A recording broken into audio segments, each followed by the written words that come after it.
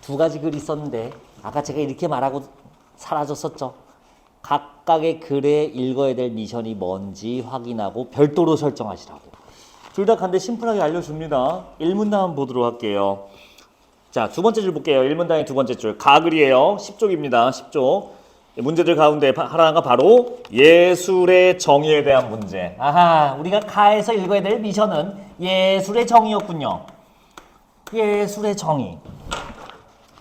그러면 이제 수많은 입장들이 등장하게 됩니다. 각각의 입장들이 무엇을 예술로 봤는지 보라는 건데 비슷한 것끼리 묶일 수도 있는 지문이에요. 이게 참 재밌습니다. 먼저는 아리스토텔레스가 말한 말이 나와요. 아리스토텔레스가 모방론이라는 거 한대요. 자, 미션에 기준했을 때 모방론은 뭐가 예술이라고 정의한다는 거야. 그냥 그대로 읽어볼게. 세 번째 줄입니다. 모방론은 대상과 그 대상의 재현이 닮은 꼴이어야 한다. 아이고, 닮은 꼴이어야 예술이다 라고 했대요. 11번 문제 들어가겠습니다. 11번 문제요. 11번 문제. 정답률 43%, 답 1번 볼게요. 답 1번. 모방론자가 뒤샹에게, 뒤샹에 있다 보자. 당신의 작품 셈은 편기를 닮은 것이 아니라 뭐뭐뭐라서 예술작품이 되기 위한 조건을 갖추고 있다. 말이 됩니까?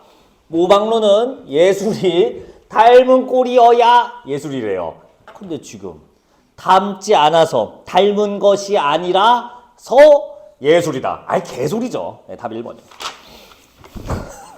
이게 이렇게 왜 정답이 낮은 거야? 내가 당황스러워. 여러분들 약간 희망을 가지세요. 여러분들 경쟁자들이 생각보다 빠가들이 많아요. 물론 이걸 틀렸다고 내가 빠가라고 뭐 이렇게 생각하지 마시고요. 충분히 맞출 수 있는 것들입니다. 이걸 놓친 이유는 간단해요. 이거 놓친 거야. 내가 읽어댈게. 얘들이 뭐를 예술이라고 할 수 있는가라는 생각을 하고 읽어야 답이 보여요. 안 그러면 이상한 답이 나옵니다. 꼭 미션을 잡으세요. 제일 첫날, 첫 수업 때 말씀드린 거예요. 뭘 읽어야 되는가 내가. 계속 읽어볼게요. 그러나 네 번째 줄 중간. 그러나 예술가의 독창적인 감정 표현을 중시하는 느낌이 좀 와야 돼요. 어이? 감정 표현을 중시한다고? 이놈들은 뭘 얘기하는 걸까? 한편 외부 세계에 대한 왜곡된 표현을 허용하는 낭만주의 사조. 낭만주의.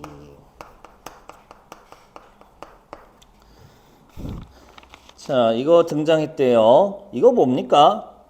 뭘 중시한대요? 감정 표현. 그러면 오늘 공부한 형식과 내용에 따라 구분해 봅시다. 모방론자는 형식주의자 같아? 내용주의자 같아? 닮아야 된대요. 형식주의자야. 형식중시자. 근데 얘는 감정 표현을 중시해요. 감정 표현을 중시해요. 예, 내용주의자죠. 이렇게 됩니다. 이게 1문단에 나와 있는 모방론과 낭만주의가 예술이라 생각하는 거. 형식을 닮게 갖추면 예술이다. 내용에 감정을 담아야 예술이다. 이렇게 되는 겁니다. 2문단 가볼게요. 20세기 초에 콜링우드가 나온대요. 계속 읽을게요. 진지한 관념이나 감정 같은 예술가의 마음을 예술 조건으로 규정한 표현론. 아유, 말이 뭐 이렇게 복잡하냐. 표현론은 예술가의 마음. 근데 이 마음이 관념이나 감정이래요. 아이 뭐야, 똑같은 얘기잖아. 낭만주의가 표현론 아닌가요? 계속 읽어볼까요? 그에 따르면 진정한 예술작품은 물리적 소재를 통해 구성될 필요가 없는 정신적 대상이다. 자, 이제 바로 때립시다. 형식주의자야, 내용주의자야? 내용주의자지 뭐. 물리적으로 구현되고 그런 게 중요한 게 아니라 정신적 대상이야. 예술작품은 정신적인 거야. 내용을 중시하는 사람이랍니다. 마음이 중요한 거래요. 자, 또한 이와 우리 세 번째 줄이야. 이 문단의 세 번째 줄 중간. 또한 이와 비슷한 시기에 외부 세계나 작가의 내면보다 작가의 내면? 외부 세계란 말 우리가 앞에서 먼저 보고 왔어요. 내용이야. 나무. 지웠네. 나무. 이런 거보다 작품 자체 대놓고 알려주네. 고유 형식을 중시하는 형식론도 발전했다. 아유 얘는 이름이 스포다야. 형식론? 이런 마음 같은 게 중요한 게 아니라 형식이 중요해. 쓸 말이 없다. 형식주의잖아요. 됐죠? 이게 이 문단까지 읽어야 되는 바로 예술정의 4조였습니다. 됐을까요? 끝났어요. 그래서 뭐 의미 있는 형식 뭐 이런 얘기를 하네요. 됐어요. 형식주의자네. 자, 다만 잘 봐. 9번 문제 답부터 불러드릴게요. 바로 그 페이지에 있잖아. 바로 11쪽에 있는 9번 문제. 이게 정답률이 41%야. 야, 이거 되게 희귀한 거거든. 41번 문제는 그 9번 문제는요. 지문의 첫 번째 문제. 맨날 나오는 전개 방식 문제야. 이건 전통적으로 정답률이 높아요, 항상. 다른 게 막 10% 20%여도 이런 건 최소 60, 70% 확보해줬단 말이야. 이게 41%예요. 자, 답은 4번이었는데 어떻게 고르셨나요? 여기서 절반은 틀렸을 거예요. 통계에 따르면. 3문단의 첫 줄이 어떻게 시작된지를 캐치를 못한 거야. 3문단의 첫 줄 읽어볼게. 20세기 중반에 뒤샹이 변기를 가져다 전시한 셈이라는 작품은 예술작품으로 인정되지만, 자 봐봐요. 그것과 형식적인 면에서 차이가 없는 일반적인 변기는 예술작품으로 인정되지 않는 이유를 설명하지 못하게 되자. 이게 뭐예요? 그렇지. 이게 문제예요. 누구의 문제야? 형식론의 문제입니다. 형식론은 뭐가 예술이라고 정했어? 형식에 따라 예술이 된다고. 형식이 있으면 예술인 거야. 근데 이 뒤샹의 셈은요, 형식이 생긴 게 똑같아요. 똑같이 생겼어. 그러니까 형식이 똑같아. 근데 하나는 예술이고 하나는 예술이 아니래. 야, 형식론, 너 이거 어떻게 설명할래? 뒤샹의 셈, 이거 변기 어떻게 설명할 거야? 똑같은 형식인데 하나는 예술이 아니네. 네 말이 모순이 생기네. 그래서 이거에 대응하는 두 가지 이론이 생겼다. 아유, P에 대응하는 건 뭐겠어요? S 솔루션이지. 자, 솔루션 두 개가 뭐가 나오는지 봅시다. 그리고 하나는 저번 시간에 공부한 게 나와요. 하나는 자, 뭐 어쩌고 저쩌고. 자, 저기 5번째 줄. 3문단의 5번째 줄. 의할 수 있는 찾으셨나요? 의할 수 있는 공통된 요소를 갖지 않는다는 웨이츠의 예술정의 불가능이다. 좀만 더 읽어볼게요. 그의 이론은 예술의 정의에 대한 기존 이론들이 겉보기에 있는 명제의 형태를 취하고 있으나, 잘 들어봐. 익숙한 냄새가 나야 돼. 명제의 형태를 취하고 있으나 사실은 참과 거짓을 판정할 수 없는 사이비 명제이므로 예술 정의 논의 자체가 불필요하다. 야, 이거 뭐였어? 저번에 공부한 거 딱 저번 주에 했잖아. 기억나세요? 비트겐슈타인의 그림 이론. 저번 주에 하지 않았냐? 이 자식들 저번 시간에 이게 첫 지문일 텐데. 이거는 1호구나. 2호. 기다려봐. 네, 첫 지문이었잖아. 비트겐슈타인 그림 이론. 자, 그때 뭐라고 했어요? 의미 있는 명제 공부하고 오지 않았나요, 우리가? 기출은 또 반복돼요. 의미 있는 명제만 언급할 수 있다. 근데 뭐는 언급하지 마라? 경험할 수 없는 세계에 의미 없는 명제는 언급할 필요가 없다. 침묵하라. 이런 거 우리가 공부하고 왔었거든. 자, 얘가 지금 뭐라고 말해요? 참과 거짓을 판정할 수 없는 사이비 명제래요. 기억나? 의미 있는 명제는 참과 거짓을 따질 수 있다. 의미 없는 명제는 참과 거짓을 따질 수 없다. 참과 거짓을 따질 수 없는 의미 없는 명제니까 언급하는 게 불가능하다. 말할 수 없다. 비트겐슈타인 그 지문이에요, 이게. 의도한 거예요, 다. 기출 공부들 하셨으면 이거 알죠? 라고 하고 설명도 자세히 안 해요. 그냥 이러고 끝나요. 그래서 기출 공부를 해야 되는 이유가 다 이런 것들입니다. 자, 다음 문단으로 갈게요. 4문단. 다른 하나는 제도론이래요. 디키가 말한 제도론입니다. 이거는 이걸 지금 돌파하기 위해서 만드는 것들이야. 예술은 어차피 정의 불가능해. 근데 제도론은 뭐냐면, 자, 문장이 되게 길어. 잘 볼게. 자, 네 번째 줄. 4문단의 네 번째 줄 봐봐. 디키의 견해는 여기. 일정한 절차와 관례를 거치기만 하면 모두 예술작품. 제도로는 절차 그리고 관례 이것만 있으면 예술이다. 이것만 있어도 예술이다. 하가 뒤샹의 셈은 이걸 갖췄으니까 예술이 될 수 있다. 이러고 된 겁니다. 12번 문제 볼게요. 12번 문제. 12번 문제 답 2번이거든요. 볼게요. 12문제 답 2번. D키에 관점을 적용하면 평범한 신발이 특별한 이유는, 즉 평범한 신발이 예술이 된 이유는 뭐라고 말해야 돼?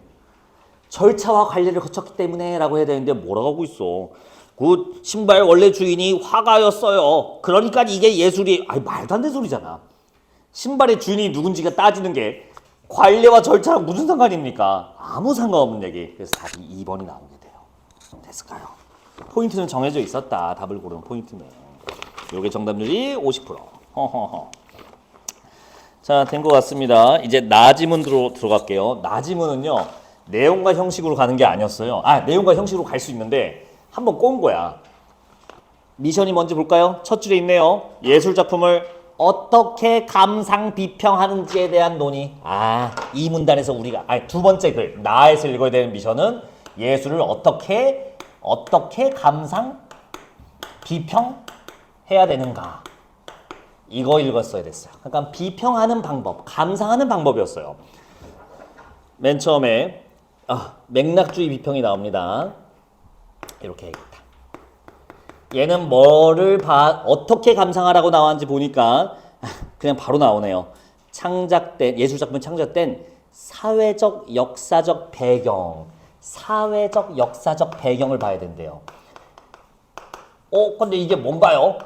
잘 모르겠지만 문학에서 혹시 반영론적 관점이라는 하고 하면 조금 눈치채는 분 있나요? 우리 문학에서 문학을 감상하고 비평하는 방법 중에 반영론적 관점이라는 거 내신 때 배우신 분 있을 거예요. 그 얘기예요.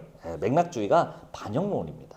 자, 그건 몰라도 되고 사회적 역사적 배경을 고려해서 비평하고 감상해라. 그 얘기였습니다. 더 볼 필요 없어요. 다만 이제 다음 문단 3문단으로 넘어가 볼게. 그러나 객관적 자료를 중심으로 작품을 비평하려는 맥락주의는, 맥락주의는 객관적 자료로만 한대요. 근데 어떤 자료? 사회적 역사적 배경이라는 자료. 이 맥락주의는 자칫 작품, 여기다 밑줄, 외적인 요소에 치중하여 작품의, 여기다 네모도 한 번 더 칠래요? 핵심적 본질을 훼손할 우려가 있다는 비판을 받는다. 9번 답이 4번인 이유가 여기 있습니다. 이거 P예요. 문제예요. 이 P를 해결하기 위해서 S가 나오는 거죠. 잠깐만. 근데 뭐가 문제래? 본질 훼손 우려. 와, 이 말 참 어려운 말이에요. 본질이 뭔지 몰라요. 안 알려줘요. 작품 자체, 작품의 핵심적 본질. 여러분들 작품의 핵심적 본질이 뭘 것 같아? 내용일 것 같아? 형식일 것 같아? 몰라요. 그냥 본질이야. 뭔지 모르겠어. 그리고 결론만 말씀드리면 형식과 내용을 아우르는 말이에요. 형식과 잠깐만. 자, 본질. 잠깐만. 내가 괜히 헷갈리겠다. 야, 아까 이거 그려놓고 해야겠다. 야, 이거 나무로 봤죠? 직선과 곡선이죠? 어떤 게 작품 본질이야? 작품 자체, 작품 내재적 요소, 작품 본질. 이거야? 이거 아닌가요? 형식 얘기입니다, 이게. 이게 형식을 얘기하고 있는 거예요. 자, 근데 몰라도 돼. 모를 수도 있어. 근데 그냥 본질이라고만 생각하고 하자. 본질을 훼손할 수도 있구나. 그래서 어떻게 하겠다는 거야, 보니까. 이런 맥락주의 비평의 문제점을 극복하기 위한 방법으로 형식주의 비평과 인상주의 비평이 있다. 이름이 또 스포네. 형식주의 비평. 뭐겠어요? 형식을 비평하라. 형식을 보면서 감상하고 비평하라는 얘기예요. 결국에는. 읽어볼게요. 계속 읽을게. 형식주의 비평은, 자, 뭐라고 써있는지 보자. 우리 3문단의 네 번째 줄이야. 예술작품의, 외적 요인 대신. 외적 요인이 뭐였죠? 이거였어요.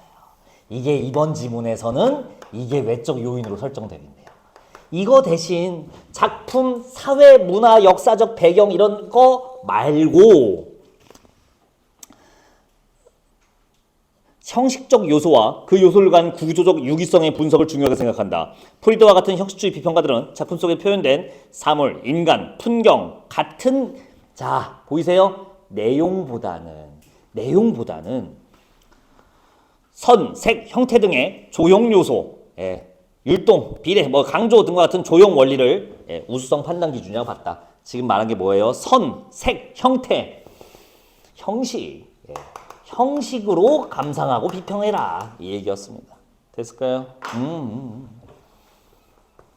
자, 마지막 인상주의 비평. 얘는 조금 이상해요. 또라이예요. 자, 맨 밑에서 두 번째 줄이요. 마지막 문단 맨 밑에서 두 번째 줄이요.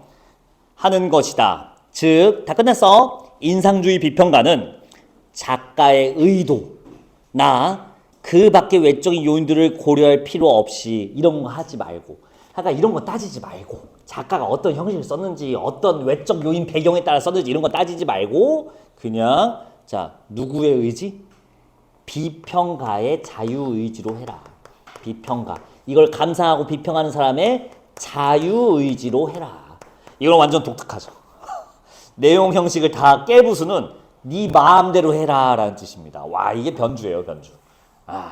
내용 얘기하고 형식 얘기하고 있었는데 혼자서 덩그러니 네 맘대로 해. 뭐 내용 형식 그런 걸 뭘 따져. 이런 얘기로 보이시면 되겠습니다. 9번의 답 4번인 거 설명이 아까 충분히 된 것 같습니다. 문제와 해결 구조, 즉 문제점, 대안 충분히 해결할 수 있죠. 이 PS 구조는 우리가 아마 가장 많이 보게 될 지문의 유형일 겁니다. 두고두고 훈련할 거니까 오늘은 이렇게 넘어가자고. 10번 문제는요. 그냥 사실일치 문제입니다. 1번이에요. 형식론 갔다 오면 거기 있어요. 이건 그냥 너무 대놓고 복붙이라서 할 말이 없습니다. 여러분들이 꼼꼼히 보시면 돼요. 답 1번 골라주시면 되고. 자, 11번은 아까 했죠. 나머지가 왜 아닌지 보자. 11번에 1번이 답인 건 말씀드렸어요. 11번에 선지 2번. 낭만주의 예술가가 모방론자에게 뭐라고 말하겠어? 너무 뻔해. 야, 그런 형식 닮은 것만 보면 예술이 아니야. 감정이 있어야 예술이지 라는 얘기 할 거예요. 직접 보자고. 대상을 재현하기만 하면 예술가의 감정을 표현하지 않은 작품도 예술작품으로 인정하는 당신의 견해. 맞죠. 모방론이 하는 말이지. 탐기만 하면 된다고 했으니까. 아까 그거는 받아들일 수 없다. 맞아요. 낭만주의는 감정, 내용이 들어가 있어요. 자, 선지 3번. 표현론자가 낭만주의에게 야, 뭐라고 할 것 같아. 그냥 이것만 봐봐. 얘가 얘한테 같은 생각이시네 라고 하지 않을까요? 그 얘기가 있어요. 당신의 작품은 예술가의 마음을 표현했으니 대상을 있는 그대로 표현하지 않았더라도 있는 그대로 표현하지 않다? 즉 모방, 닮지 않았어도 예술이야. 같은 생각이라는 뜻이죠. 그래서 한 번도 맞는 말입니다. 선지 4번. 뒤샹이 제도론자에게. 제도론자? 제도론 누구였냐? 얘들이었구나. 절차 관례가 있으면 예술이다라고 하는 얘한테 읽어보시면 압니다. 제도 절차 갖췄으니까 예술이라는 거야. 그 얘기예요. 예술 정의 불가능자. 예술이라고 뭐라고 할 수가 없다. 그 얘기 있습니다. 답 1번 나와요. 이게 정답률이 너무 낮네요. 자, 하지만 게르니카 문제는 저 뒤에 있었네요. 14쪽에 13번 와도 될까요? 미안. 12번에 다른 선지 많이 골랐잖아. 조금만 설명해 드릴게. 잘 봐봐. 13쪽이에요. 13쪽에 12번 문제 선지 1번. 콜링우드의 관점을 적용하며 콜링우드 누구였냐? 표현론이었네요. 콜링우드 표현론. 얘는 뭐 해야 돼요? 마음이 담겨 있으면 예술이야. 자, 화가 A가 낡은 신발 그린 것에서 아버지에 대한 그리움 됐어요. 그리움이 마음이 있으니까 예술인 거예요. 1번 좋은 말. 선지 3번 텐은 또 누구였냐? 텐은 맥락주의 비평가입니다. 맥락주의 비평가. 뭐라고 하겠어? 사회 문화적 배경을 보라고 하겠지. 그래서 그리고 맥락주의 비평 추가 내용이 있었는데요. 작가의 심리적 상태와 이념을 표현한 자료들로 역시 비평한다고 되어 있었어요. 이 맥락주의가. 그래서 3번도 이 사람 작가의 예술 정신 팸플릿 정보 어떤 예술 활동을 했던 내용이 저 위에 있습니다. 그래서 3번도 괜찮아요. 프리드는 누구였냐? 형식주의 비평가였어요. 뭐 보겠어? 형식을 보면 돼요. 선색 같은 그대로 써 있고요. 색이라고 얘기되어 있네. 선조본 프랑스는 인상주의 비평가입니다. 지 마음대로 하면 돼요. 뭐라고 할까요? 나의 삶에서 편안함과 여유를 느꼈다. 자기의 삶에서 자기의 마음을 되돌아봤으니 지 마음대로 한 거죠. 13번 올게요. 요거 복잡해 보이지만 별것도 아닌 문제였어요. 일단 문제를 대신 잘 봐야 돼. 문제를 봐봐, 문제. 피카소의 게르니카에 대해 보기에 A는 기억의 관점. 기억 누구였죠? 맥락주의. 기억 맥락주의. 써놓자. 헷갈린다 나도. 맥락주의 어딨어? 얘가 기억. B는 니은. 인상주의네요. 니은. 됐어요.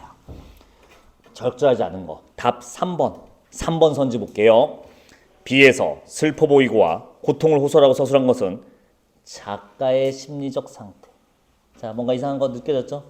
작가의 심리가 아니라 비평가의 마음에 따라서 하라고 했잖아요.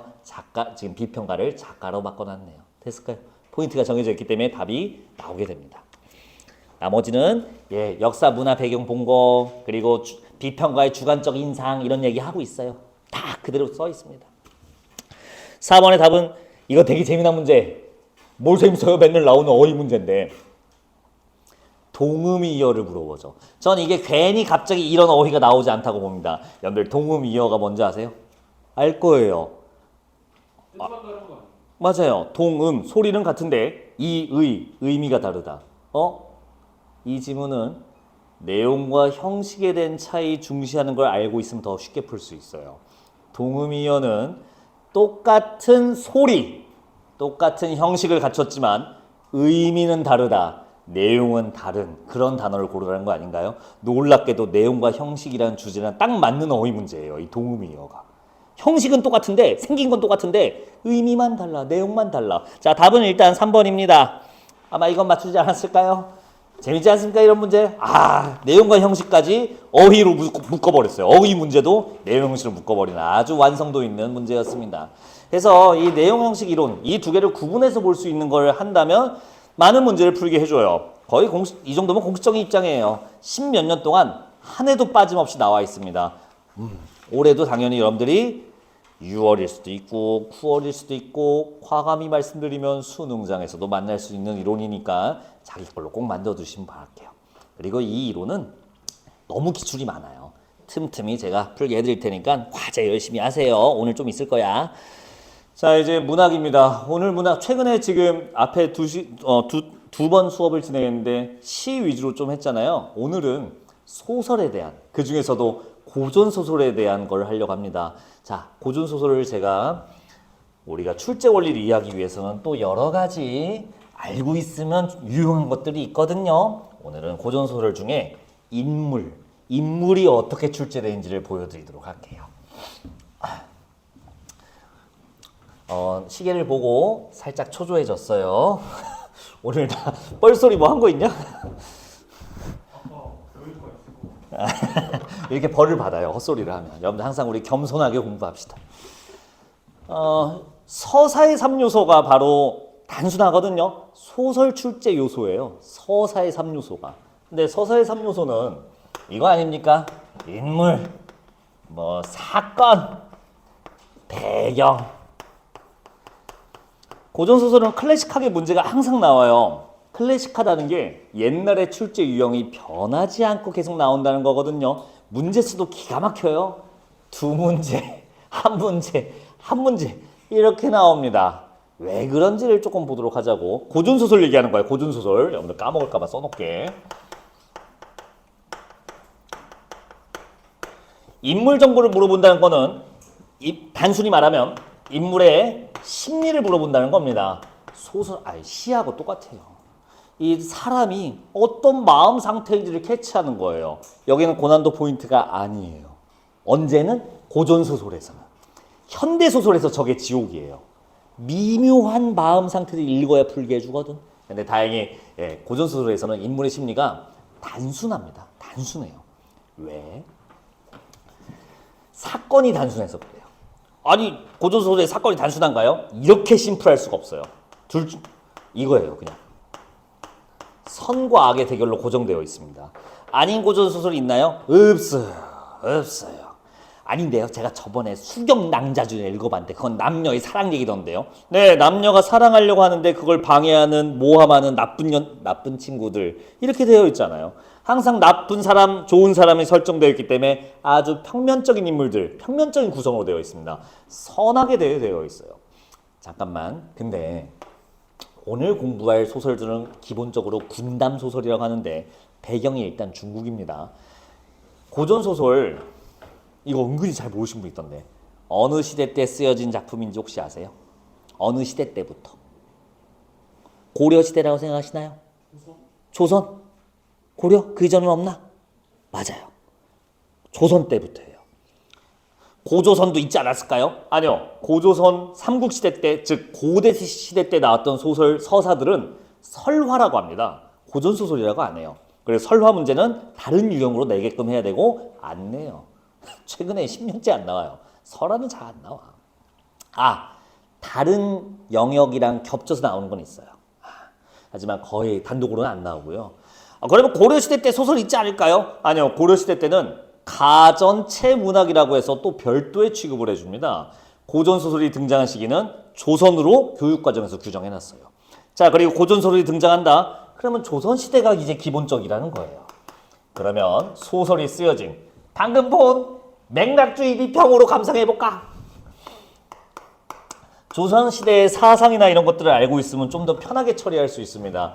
자, 조선시대의 나라들, 조선시대에 쓰여진 소설인데 이때 명나라, 자, 고려시대 때 있었던 송나라, 이 나라들의 공통점이 뭐게요?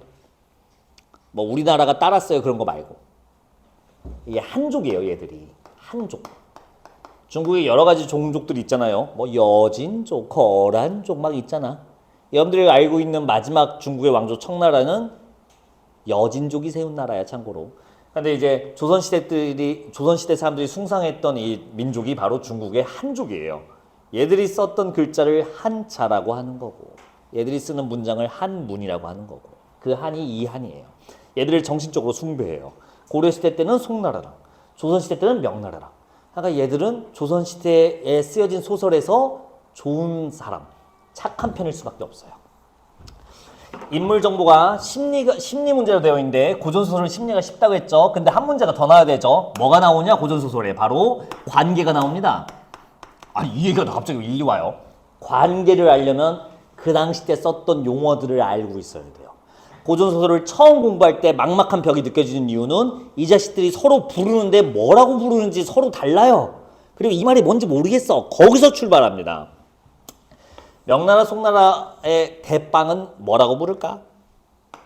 황제라고 해요. 기본적으로 공식적인 용어가. 근데 황제라고 잘 안 하고요. 우리가 읽어보면 천자라고 합니다. 하늘의 자식이래요. 내가 이 얘기를 굳이 하는 이유가 누가 어젠가 천자 그냥 말하니까 이거 단군 환웅 아니냐고. 그게 아니라 공식적으로 그냥 중국의 황제를 천자라고 합니다. 그러니까 용어가 바뀌어요. 이 안에도 뭐라고 해요? 황후라고 해요. 우리나라는 뭐라고 합니까? 왕이라고 하죠. 왕비라고 하죠. 좀 다르죠. 황제의 엄마도 따로 있어요. 용어가 태후라고 해요. 그러니까 이런 용어들이 알고 있어야 뭐를 알 수 있어요? 관계를 알 수 있어요. 관계를 알아요. 뭐 원수라는 말도 있어요. 승상이란 말도 있어요. 이게 우리나라 따지면 국방부 장관. 이게 국무총리쯤 됩니다. 높은 벼슬들이에요. 황제가 부릴 수 있는 벼슬들이에요. 처음 들어보는데요. 우리나라에 없나요? 없어요. 왕은 이 아래에 있거든요. 왕이 더 낮은 계급이에요. 얘들이 더 높아요. 참고로 이거 전부 모든 군대를 통솔할 수 있는 대장군이라는 뜻이고요. 굳이 번역하자면 이거 국무총리. 왕 다음 가서 나라를 운영하는 왕 대리예요. 이렇게 생각하시면 편합니다. 이런 용어들도 나오고요. 왕은 그 아래에 있어요. 그래서 왕이란 용어가 나와. 연왕, 번왕. 오늘 볼 거에도 있을 거예요. 얘 대빵인가 보다. 아니요. 여기 아래예요. 여기 아래야. 자식들 이름도 바뀝니다. 자, 우리는 왕의 다음 후계자를 뭐라고 해요? 세자라고 하지 않나요? 근데 얘들은 세자라고 안 하죠. 태자라고 하죠. 태자 아내를 세자비가 아니라 태자비라고 하죠. 이런 기본적인 중국 중심의 용어들도 알아둬야 얘들이 서로 어떻게 부르는지 무슨 관계인지 이 위계가 설정됩니다. 자, 근데 너무 얘기가 길었어요. 이놈들 착한 놈일까 나쁜 놈일까요? 아이씨, 명나라 송나라 대빵이라고. 명나라 송나라 한족 시스템이에요 이게. 근데 조선시대는 명나라랑 어떻게 지내요? 아유, 아버지 나라야. 너무 사대가 심한 거 아닐까요? 아니야, 그럴만해. 이게 역사 조금 공부하면 알 텐데, 좀 미안하게 잘해주긴 해요, 얘들이. 임진왜란 때 명나라가 파견한 건 대충 알고 있죠. 말도 안 되게 파견해줘서 명나라가 망합니다. 예, 진짜로 순수하게 그 의미 그대로 조선 임진왜란 때 파병해줘서 국가가 부도가 나갖고 그냥 명나라가 이제 없어져요. 망해요, 진짜로. 그러니까 미안한 마음을 항상 갖고 있다고. 참고로 그때 임진왜란 때 파병한 그 무슨 죄였지? 아시는 분 있으세요 혹시? 아니 운동하지 않았어요? 그러니까 36년째 놀았던 게인데. 원조? 무슨 죄로 끝나? 황제는 죄로 끝나. 만력죄 아니야? 만력죄? 맞지? 뭐 그런 황제가 있거든요. 얘는 그래서 이제 중국인들이 싫어하는 위인, 거의 우리나라 을사오정 이완용급이에요. 근데 그 제사를 1900년대까지 한반도에서 지내줘요. 고마워서. 그래서 그런 나라예요. 엄청 따르는 나라라고. 근데 이 나라의 대빵들, 자, 우리 편이겠어? 적 편이겠어? 우리 편이에요. 고정되어 있어요. 자, 그러면 황제랑 대립해. 황제를 논봐. 나쁜 놈이에요. 누군지 모르지만. 명나라를 침범하고 있어요. 나쁜 놈이에요, 이거. 이런 식으로 성과 악이 구분되어 있기 때문에 사건이 굉장히 단조롭습니다. 그러니까 인물의 심리도 단순해요. 황제를 위하여. 저 나쁜 놈을 무찌르려고. 이게 심리의 전부예요. 약간 디테일한 심리가 나와봤자 별것도 없습니다. 대신 고전소설에서 우리가 주목해야 되는 거는 관계. 이런 호칭 부르는 시스템도 그렇고, 그리고 결정적으로 자기를 부르는 말이 너무 겸손한 표현, 겸양의 표현들이 기본적으로 깔려 있어요.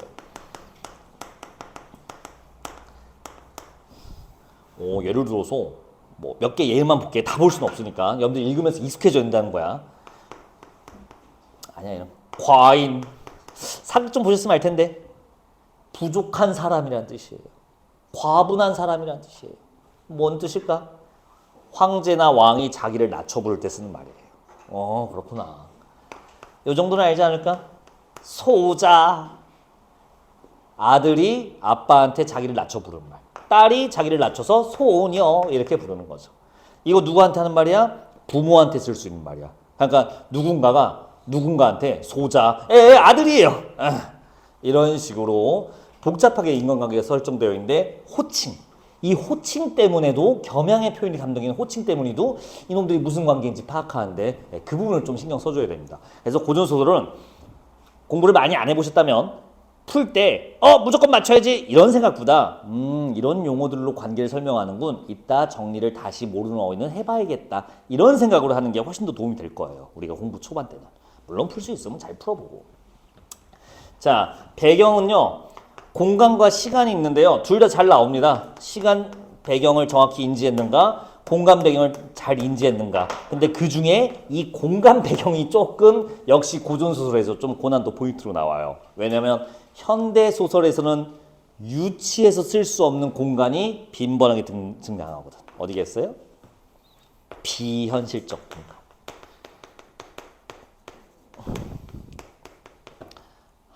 하늘에 자 부잣집 아니 재벌집 막내 아들 송중기가 하고 죽어. 그리고 하늘로 올라가요. 옥황상제에 만나요. 옥황상제 안녕하세요. 그래요. 너는 다시 태어나야겠어. 유치해서 못 봐요. 거기까지 가면. 비현실적 공간은 현대소설에서 다루지 않지만 엄청 많이 나옵니다. 가보니 옥황상제가 계셔. 옆에 선녀가 계셔. 안녕하세요. 이런 것들. 그리고 현실과 비현실을 구분할 수 있는가. 그리고 그때 장치가 뭘로 넘나드는가. 이런 것들 봐주셔야 되고요. 시간 같은 것도요. 이거는 안 어려워. 똑같아. 그래서 자, 여러분들이 조심해야 되는 건 이거예요. 고전소설에서. 아무래도 인물. 오늘 훈련할 인물 심리를 정확히 읽었는가. 자, 뭐가 어려워요? 라고 하면 서술자가 직접 말을 안 해줄 때. 서술자의 역할이 현대소설은 많이 하거든. 김봉수는 화가 났다. 그래서 다 설명해줘요. 서술자가.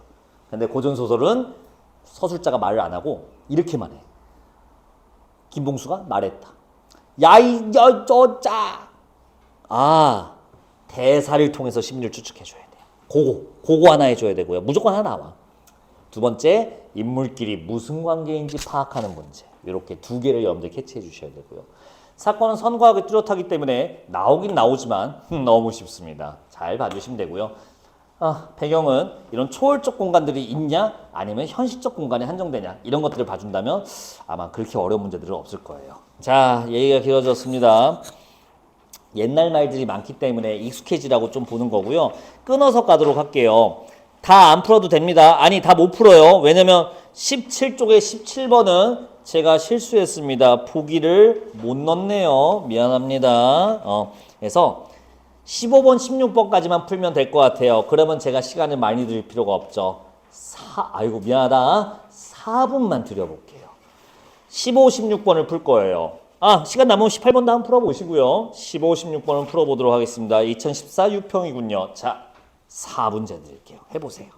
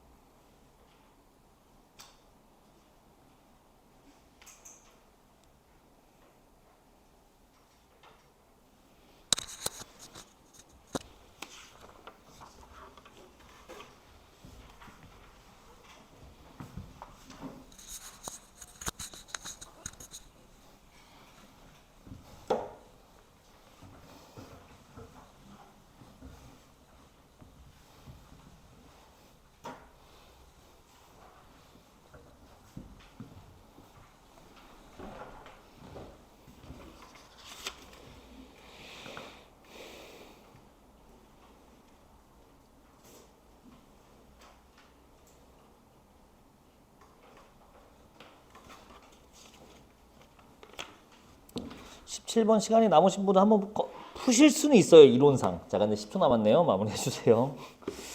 풀 수는 있어.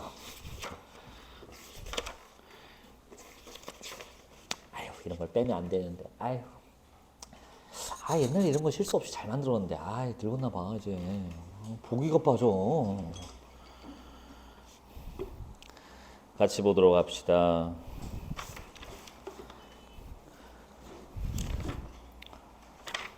본문을 조금만 봐드릴게요. 15쪽으로 와보세요.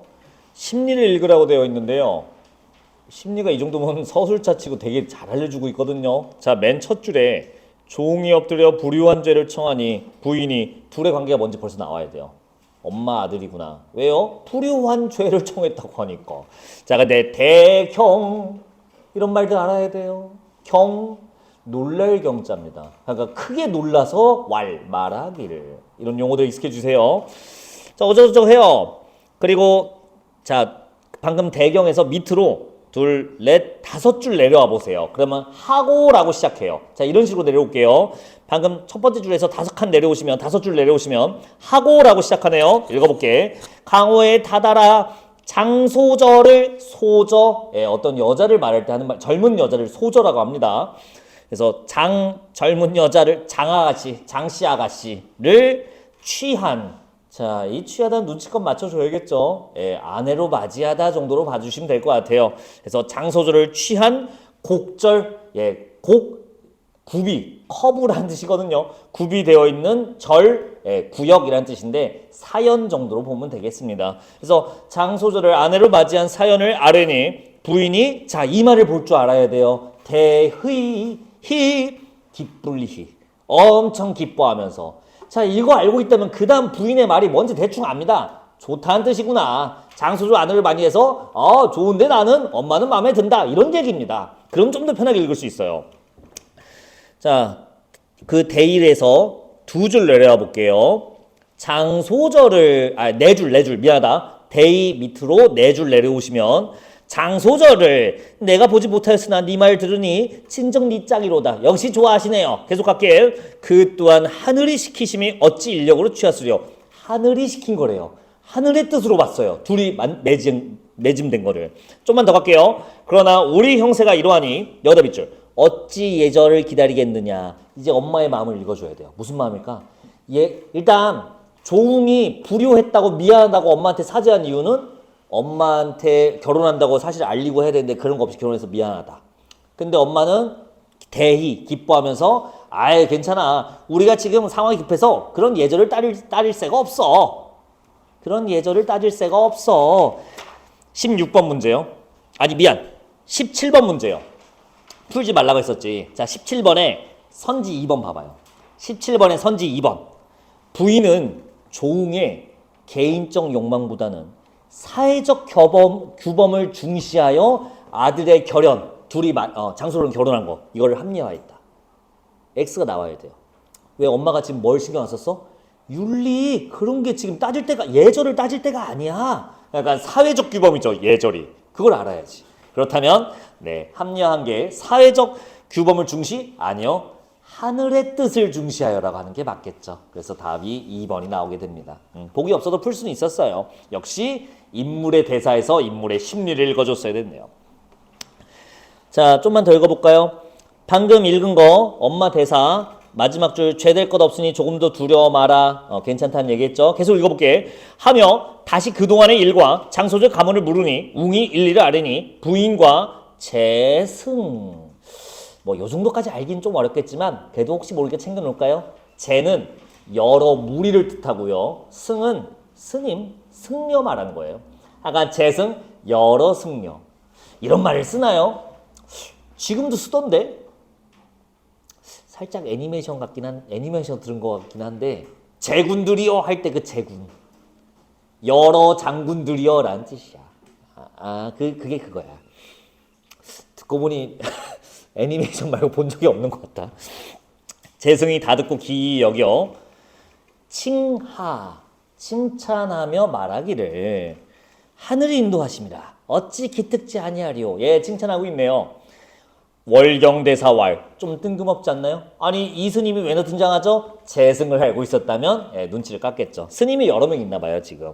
자, 그 중에 월경대사라는 사람이 이렇게 말하네. 이 여기까지만 볼게요. 부인은 소승이.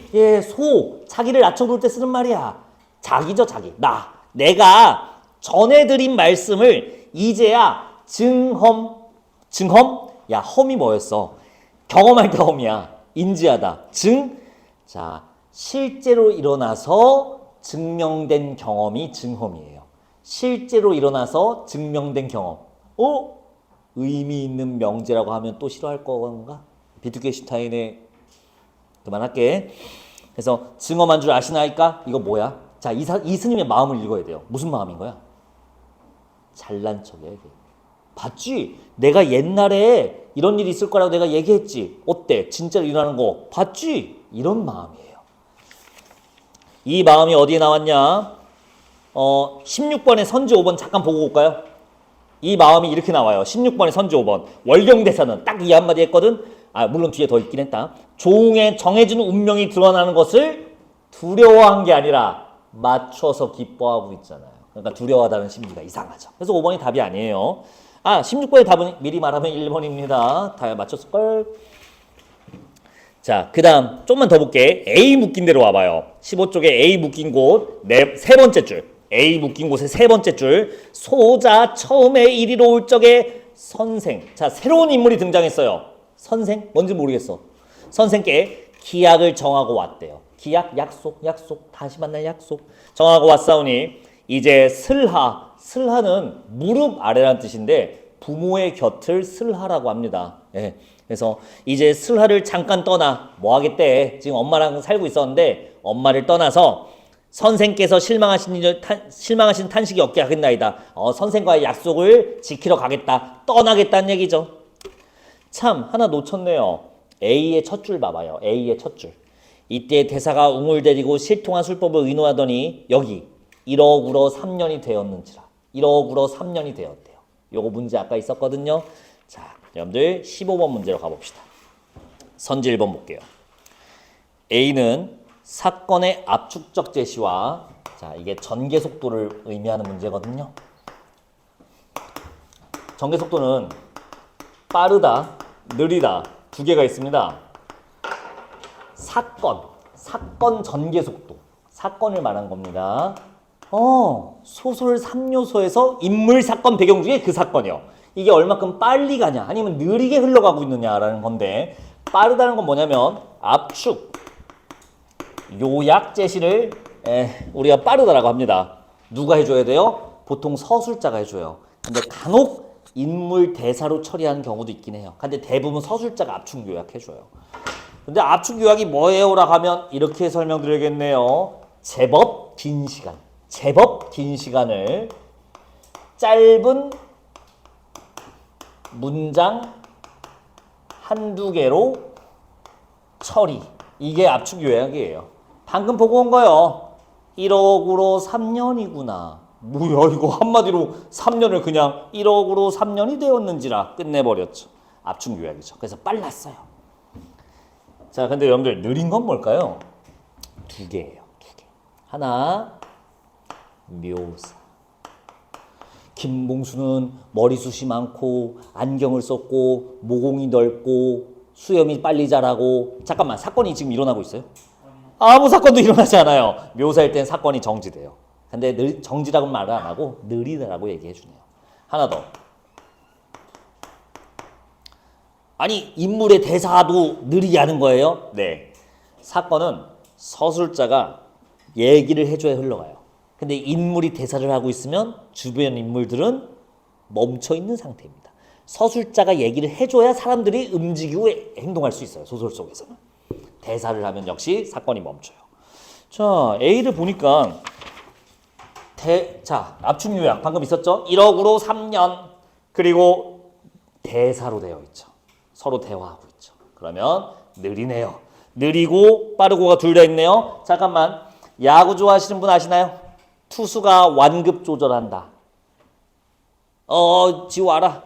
완급 조절한다는 건 어떻게 던진다는 거야? 어떻게 조절하는 건데? 맞아요. 힘을 빼고 살살 던질 때는 던지고 위험할 때는 세게 던지고 빠르고 느리고 즉 두 개가 공존하고 있으면 그거를 우리가 완급 조절한다고 합니다. 이게 완급이에요. 급하고 느리고예요. 급이 급하다, 빠르다. 완, 느리다. 두 개 동시에 있으면 답이 1번인 이유예요. 15번의 답이 1번이에요. 둘 다 있어요. 그래서 완급 조절 하고 있네요. 답이 1번이었고요. 전개 속도였어요. 뭐 더 됐고요. 조금만 더 읽어볼게요. 저기 경적이란 말 보이세요? 자, 16쪽에 별사탕, 별사탕이라고 하면 용어는 나중에. 주석 달린 거. 경적 한가운데 있죠? 16쪽에 한가운데 경적 별사탕. 나 그냥 별사탕이라 할게. 이 별사탕은요. 여러분들이 언제 먹을 수 있을까요? 둘, 넷, 여섯, 여기서 일곱 분은 돈 주고 사 먹어야 돼. 근데 너무나 감사하게 여기서 둘, 넷, 오늘 6분은 돈을 안 내도 먹을 수가 있어요. 어디서? 군대에서 먹을 수가 있어요. 근데 뭐랑 같이 나오게? 건빵이랑 같이 나와요. 건빵을 먹으면 이거 어떤 맛일까? 맛 없어요. 거기서 먹으면 맛 없어. 그래서 먹어봐. 퍽퍽해요. 퍽퍽해. 먹다 보면 뭐가 같이 껴있어요? 별사탕 있어요. 아주 달콤해요. 이걸 먹으니까 침이 나와서 이 퍽퍽함이 좀 해소가 돼요. 그런 별사탕이에요. 농담이 아니라 수많은 어려운 말들이 있었는데 굳이 경적에다 별사탕을 하나 더 놔놨어. 답을 고르는데 결정적 단서. 무조건 결정적 단서가 되기 때문이란 뜻이에요. 그러니까 이거 경적? 뜻이 뭘까 봤는데 되게 허무해요. 적을 얕봄. 뭐야 별것도 아니네. 네, 근데 아주 결정적 단서일 거예요. 이런 것들 잘 봐주시고요. 경적 위로 세 줄 올라와 봐요. 경적 위로 세 줄. 하나, 둘, 셋. 3대는 용맹이 실로 범상한 장수가 아니라 쉽사리 잡지 못할 것이니 내일은 강장이 먼저 나아가 싸우라. 네, 자기가 안 싸우고 강장이 나가서 싸울 거래요. 강장? 이름인가? 김강장 씨인가? 자, 경적 아래로 세 줄 와보세요. 경적 아래로 세 줄. 오늘은 맹세코 네 머리를 베어 부담을 씻으리라 하고 진전에 횡행하거늘 강백이 또 창을 들고, 자, 이 강백이 아까 그 강장이었어요. 강장, 강씨 장군이라는 뜻이에요. 강장군 이런 거였네요. 강백이었네요. 이런 거 눈치 좀 채주시고요. 이름보다 성이 더 중요해요. 이 고전 시대, 중세 시대 때는 성이 아이덴티티예요. 자, 15번 문제 좀만 더 봅시다. 그러면 B는 여러분들이 읽어보시면 됩니다. 다 읽었지, 풀었지. 15번의 답 1번 설명했고요. 선지 2번 봅시다. B는 장면 묘사를 통해 인물과 인물의 상상 없습니다. 선지 3번 A, B 모두 회상 없습니다. 선지 4번 A, B 모두 편집자적 논평. 자, 편집자적 논평. 이거만 따로 해서 훈련할 건데 오늘은 가볍게 볼게요. 편집자적 논평은 다 알지. 서술자 개입이랑 똑같은데 서술자가 자기의 주관을 드러내는 거래요. 잠깐만. 자기의 주관을 드러내. 자기의 생각을 드러내. 근데 주관, 생각, 드러냄. 이 주관에는 감정도 들어가 있죠. 어떻게 할 수 있을까요? 우리 저번에 공부한 영탄을 사용하면 좋습니다. 영탄의 뜻이 뭐였어요? 다시 보면 돼. 영탄? 감정이 고조된. 근데 영탄적 표현이 있으면 감정이 고조된 걸로 봐도 되겠지. 다른 말로 감정이 있구나. 영탄적 표현이 서술자가 사용하면 그게 편집자적 논평이라 보시면 돼요. 이렇게 찾으면 편해요.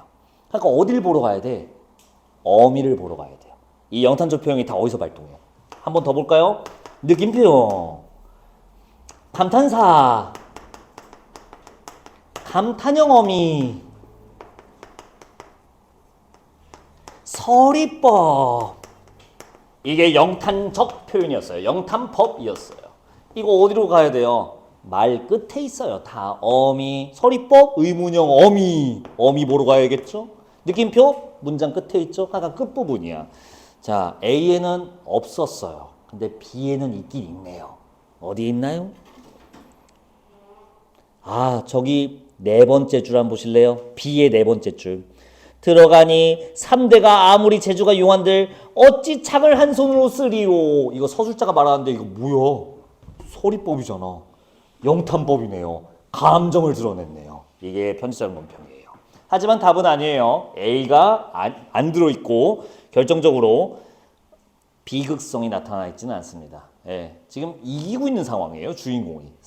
우리 편이. 자, 선지 5번 낚시는 먼저 볼까요? A는 세속적 공간. 나쁘지 않아요. 근데 B가 틀렸어요. 초월적 공간. B는 초월적 공간이 아니에요. 뭐 이렇게 뜬금없는 말이 나와요. 초월적 요소가 있어요. 맨 마지막 줄 B 보시면 적을 죽이니까 걔 왼팔 밑에 날개가 돋쳐 있었대요. 아, 뭔가 흑염룡을 끼고 있었던 거죠. 지금 말로 하자면. 이 왼팔이 흑염룡이었던 거야.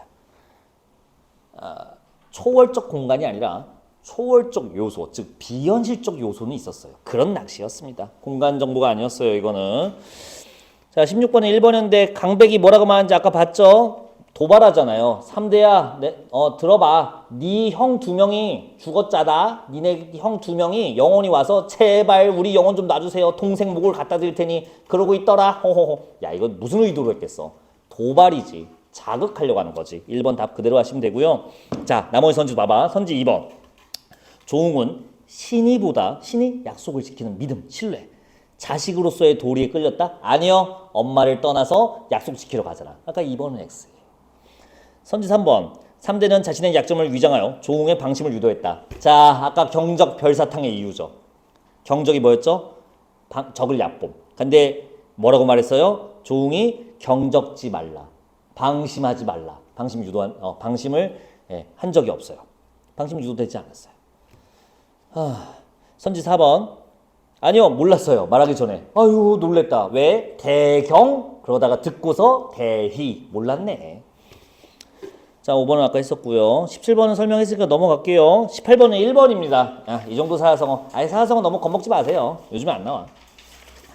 자, 방금 조응전 2014년 기출을 풀어봤는데요. 이 다음 소설은 2020년. 벌써 3년 전이네요. 나왔던 건데 작품 제목 볼래요? 조응전. 6년의 세월을 뛰어넘어 다시 한번 왔네요. 똑같이 고전소설이고 똑같은 작품이에요. 물론 장면은 달라요. 다른 장면이야. 하지만 출제 원리는 똑같습니다. 인물, 관계, 심리, 배경. 잘 기억하시고. 두 개 한꺼번에 갈게요. 미리 경고할게. 22번에 22쪽에 21번은 정답률이 30%예요. 34%예요. 여러분들 중에 맞춘 사람이 거의 없을 거예요. 미리 경고했어. 이렇게 말하면 맞추던데. 22쪽에 21번은 정답률이 30%니까 잘 풀어봐. 그리고 뒤에 2015년 고전소설 유충렬전도 있습니다. 요거는 5문제인데 자, 한꺼번에 풀고 마무리 해드릴게요. 2개 푸는데 시간 이거 미안해서 어쩌지 10분만 드릴까. 미안하다. 아니지. 야, 9문제니까 10분. 합리적이구만. 미안하다. 내가 시간을 10분 안에 풀어야 내가 설명을 할 것 같아. 미안해. 11분 재줄게요. 자, 출발. 마음이 약해서.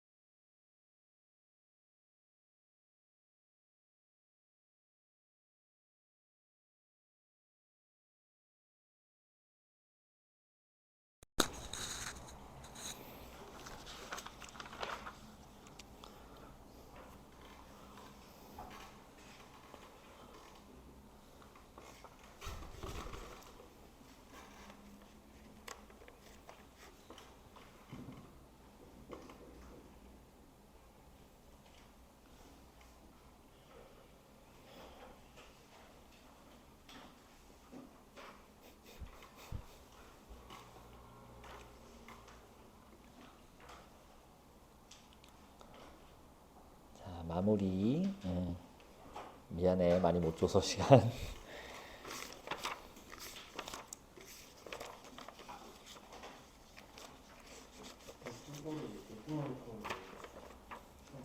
자네가 나머지 문제들 몇 분 안에 푸냐에 따라 달라지지. 자, 근데 좋은 말 했어요. 시간에 대한 고민은 우리가 또 장기적으로 해봐야 됩니다. 다만 이거 하지 마세요. 독서는 30분, 문학은 25분, 화작은 15분 이거 하지 마세요. 이거 했다 조집니다. 왜? 그때그때 달라. 어디가 시간이 많이 걸릴지는. 2019년에 대환란이 일어났거든요. 80점대로 1등급이 내려왔어요. 80, 시간 다 했네. 뭐 84, 86 이게 1등급 컷이야. 근데 그때 왜 어려웠냐? 여러 가지 이유가 있었어요. 이때는 아직 분리가 되기 전이라서 화작문이 통합되어 있는 여러분들이 2학년 때까지 봤던 교육청 모의고사 스타일로 나왔었어요. 그때는 분리되기 전이야 선택 과목이. 근데 다들 뭐라고 생각했냐면 화법, 작문, 문법이 1번부터 15번이었거든. 이거를 15분 안에 풀어야 승산이 있다라고 막 모든 강사들이 그래 애들도 그거에 맞춰서 훈련하고 있는 거야. 아니 빨리 풀면 좋지. 근데 그 해는 문법에 지문이 도입됐고 화작의 길이가 약 70% 들어가고 어마어마한 양이 됐었어요. 2019년, 2018년에 시행한 시험 얘기야. 그러니까 이제 풀다가 다들 멘붕한 거야. 시간을 보니까 22분이야. 근데 나 지금 화작 이제 문법 들어가. 조졌다. 엄마 나 여기까진 가봐. 갑자기 재수 떠오르고 막 이렇게 된 거지. 근데 그의 시험 1등급 커트라인이 80점대였다고요. 약간 그런 거 없어요. 자, 저번 시간에 공부한 거 질점 만율력 있죠. 그거 정답률 제가 19%라고 했었죠. 그게 어렵다고 난리가 났는데 난 좀 다른 생각이었어요. 화작 풀 때 다들 멘붕해서 그것까지 풀 시간이 없었어. 내가 봤을 때는. 그것 때문에 그랬던 것 같아요. 자, 그래서 시간은 어떻게 배정하나요 하면 최대한 빨리. 이게 답입니다. 다만 이거는 할 수 있어요. 뭐부터 풀까는 이건 선택할 수 있어요. 뭐부터 풀까? 그러면 이제 물어봐요. 문학부터 풀어요? 독서부터 풀어요? 선택부터 풀어요? 니들 마음대로 하세요. 선생님은 어떻게 푸세요? 나는 그냥 1번부터. 평가원이 의도한 건 1번부터 푸는 겁니다. 뭐부터 풀어라가 아니라 평가원은 의도대로 섞어서 줘요. 독서 푸셨죠? 피곤하시죠? 시 한 편 보고 가시죠. 이렇게 한다고. 근데 나는 문학부터 빨리 풀어야지. 남은 시간 독서에 다 써야지. 나쁜 전략 아니야. 나쁘진 않아. 근데 그거는 독서가 비정상적으로 어렵고, 독서가 너무 아직 공부가 안 되는 학생들한테는 맞을지 몰라도 여러분들은 지금부터 이미 준비를 차근차근 하고 있잖아요. 독서든 문학이든 그냥 여러분들이 다 해결할 수 있는 과제가 도달하게 되면 어느 순간 그냥 자연스럽게 1번부터 풀고 있는 본인을 발견하게 됩니다. 그게 가장 이상적인 단계라고 저는 봐요, 개인적으로. 하지만 사람마다 다 각자 취향이 있으니 본인 편한 대로. 글 읽기도 똑같이 해요. 이거 어떻게 읽어야 돼요? 문제부터 볼까요? 지문부터 볼까요? 니들 마음대로 하세요. 서울대 간 사람 어떻게 했어요? 서울대 간 제자들이 몇 명 있잖아요. 반반이에요. 절반은 지문부터 본 얘가 있었고요. 절반은 문제부터 본 얘가 있었고. 밑줄을 칠까요? 동그라미 칠까요? 세모를 칠까요? 서울대 간 학생 중에 한 명은 깨끗합니다. 답만 체크해요. 이런 학생도 있고요. 시검에서 무슨 시험지인지 구분이 안 가요. 서울대 갔고요. 상관없어요. 가장 나한테 편한 걸 하는 거예요. 제가 알려드린 거는 잘 생각해봐. 심화독해는 아니지만 그거는 여러분들한테 바르게 읽는 방법을 알려주지만 난 여러분들한테 어떻게 읽으라고 말한 적은 없어요. 편할 대로 읽으시면 돼요. 제 생각은 그래요. 대신 뭐가 나올지 눈치채고 흐름을 볼 수 있으면 저는 만족해요. 그게 제가 해드릴 역할이고요. 읽는 방법은 님 편한 대로 하세요. 정답은 없는 것 같아요. 하지만 심화독해가 가장 이상적인 독해를 제시해 주는 걸로 알고 있어요. 그걸 참고해서 나의 독해 방법을 만든다면 더 이상 두려울 게 없겠죠. 자, 그래서 여러분들이 잘 자기 걸로 받아들일 수 있는 거를 받아들이는 게 국어 공부예요. 아이고, 문제 볼까요? 야, 21번 아까, 야, 22쪽에 21번. 22쪽에 21번. 몇 번들 하셨나? 아, 땡이다, 이놈아. 4번, 땡이다, 이놈아. 김민수 씨 몇 번 하셨어요? 아유, 땡이다, 이놈아. 땡이에요, 친구. 아니에요. 어떻게 다 빼고 다 나왔네요? 1번이요. 내가 미리 경고했잖아. 인물의 정보에서 여러분들이 놓쳤어요. 인물의 대사에서 놓쳤어요. 지금 뭐 하는지를. 18쪽 오겠습니다. 18쪽으로 올게요. 18쪽으로. 자, 앞부분 줄거리 넘어가고요. 자, 시작할게. 이적의 원수가 여러 날 말에 여기다 밑줄 연주에 도달하여 됐어요. 공간 정보지 체크해요. 무조건. 공간 정보는 무조건 체크. 이거는 그나마 소프트해 공간 정보가. 근데 다른 지문은요. 아주 극악한 공간 정보들이 있어요. 아마 2학년 때 나랑 공부하신 분들 이런 거 풀어봤을 걸. 무슨 연추문 위에 도달하여 막 별게 다 있어요. 공간 정보는 나중에 또 훈련합시다. 오늘은 인물 정보, 인물의 대사 정보. 자, 어디로 오시냐면요. 아이고 이거 되게 자, A 묶음에서요. 둘, 넷, 여섯 줄 내려와 봐요. A 끝부분에서 6줄 내려와 보면 대사가 시작되네요. 그대 등은 각각 공을 밝혀 올려라. 자, 됐죠? 그대들은 공을 밝혀 올려라. 하니 좌석 가득 앉은 사람들이 각각의 공을 밝히는 글을 올리니 그 공적의 왈 여기요. 뭐라고 말하는지 봐봐요. 저